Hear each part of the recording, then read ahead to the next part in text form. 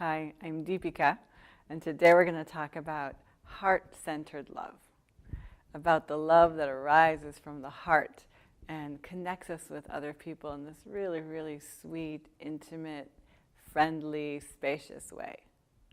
Right? There's a very particular quality of love that arises from here. And when I say heart, I don't mean that like pumping, station in the middle of our chest, that big muscle that circulates blood through our body.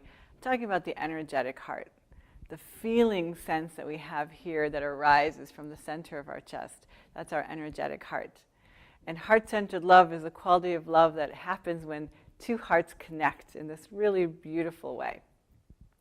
The key words for heart-centered love are appreciation, kindness, compassion, allowing, accepting, welcoming, right? Words like listening, understanding, I get you, I see you. That feeling that arises when we really love someone, when we really care. Heart-centered love also has a sweetness to it and a sense of value, of worthiness, of really celebrating the preciousness of the other person and ourselves. The polarity that heart-centered love flows through is the polarity of giving and receiving love. And particularly this quality of giving and receiving appreciation, giving and receiving gratitude, value, being seen, and seeing others as they are, from this quality of truth and allowing. Relating through heart-centered love has a very particular kind of sweetness that goes with it, like the sense of just really celebrating and enjoying each other. In its most condensed and concentrated form, heart-centered love is what we feel with the people that are our dear, dear friends, right? Even when our lover or our spouse feels like a real friend to us, somebody who really understands. Or it could be people that we don't have a sexual relationship with, that they're just people who get us. Right? That feeling when you meet somebody and there's that instant click of like, oh yeah, you and me, we're talking the same language. That's heart-centered love.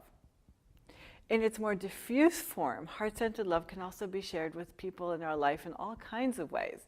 Right? Even just sharing a smile with somebody at the post office or complimenting somebody on how beautiful they are today. We can share heart-centered love very generously in our life with all kinds of people, even if we don't know them. And certainly with people that we work with, that we collaborate with, people in our family, friends. Heart-centered love happens when we share our appreciation generously and when we share ourselves truthfully and openly with each other. So it's actually one of the easiest kinds of love to share with many, many people. There's no limit on it. And yet there's those people who are like really special, really dear to us. And those are the ones who are the more intimate, the deeper, richer version of heart-centered love.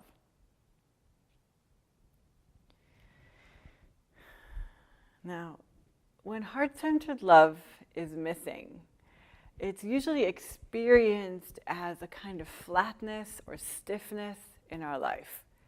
There's a lot of different things that get in the way of heart-centered love. A lot of us have a lot of scars and wounds around our heart from all the places where we haven't been appreciated, where we haven't been seen and celebrated for who we are. And then somehow we create all these barriers and boundaries and say, I'm not going to get hurt again. I'm never going to open myself to love so innocently again. And then even when we relate with people later in our life, there's these shells that we don't even notice anymore that interfere and don't allow us to really get the connection and nourishment that we want. So when our heart is closed off, when this channel is blocked, we'll often experience it as a feeling of unworthiness. I'm not good enough. There might be a layer of shame that's hiding us, like the feeling that if they really knew me, they wouldn't love me, so I have to hide myself. And when we hide ourselves, when we withdraw, that creates a separation that doesn't allow compassion to flow, that doesn't allow understanding to blossom. Sometimes heart-centered love gets blocked by a lot of shoulds and ideals, right? When you say to somebody, you should be different, or you say to yourself, I should be different, that's a real burden on the heart. It creates this barrier that how I am is not good enough, so I am supposed to be somebody else. And when we say that to other people, that usually creates more separation than connection.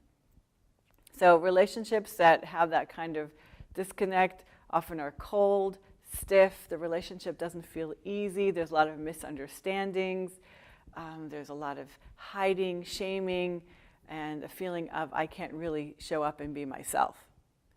Sometimes heart-centered love gets distorted from a sense of overgiving, right? We want to love so much. This sometimes happens between parents and children or among friends.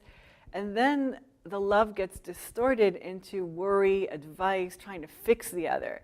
So you might feel like you're being very generous, but it actually doesn't feel good. It doesn't feel good to be worried about. It doesn't feel good to be told what to do. So that often gets in the way. And the last thing that often we find in the heart is grief.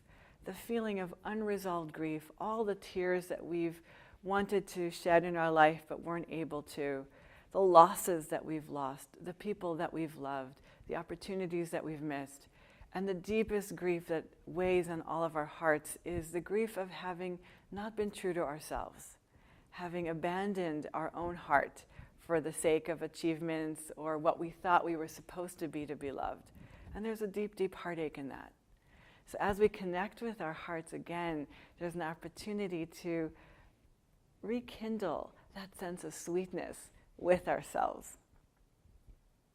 And these are the things that are especially healing, especially nurturing to heart-centered love. The first thing is to be kind. Just to be kind with yourself, to be kind with others. Another thing that's very helpful is to connect with our heart center, to actually do some practices, some meditation, some breathing, that actually reignites the sense of aliveness and presence in our heart. We can also practice actively appreciating and being grateful to people around us. You can actually tell people in your life what you appreciate about them, how much you're grateful for them, and also allow them to appreciate you.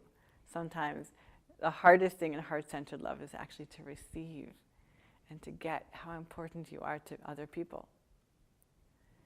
And the last thing, which is very, very healing for the heart, is to do some work around the grief, to release some of the old burdens, to allow some of the weight that we're carrying in our hearts to melt. Sometimes that means crying, sometimes that's letting go, sometimes it's through forgiveness. Whatever it is that you can do to drop the burden of grief that you're carrying unconsciously will give your heart a lot more room, a lot more space to share its love generously. So try these things out. You can use some of the meditations or some of the suggestions that I give in the rest of this program. And most of all, remember to breathe in your heart and appreciate and welcome yourself and enjoy heart-centered love as it blossoms in your life.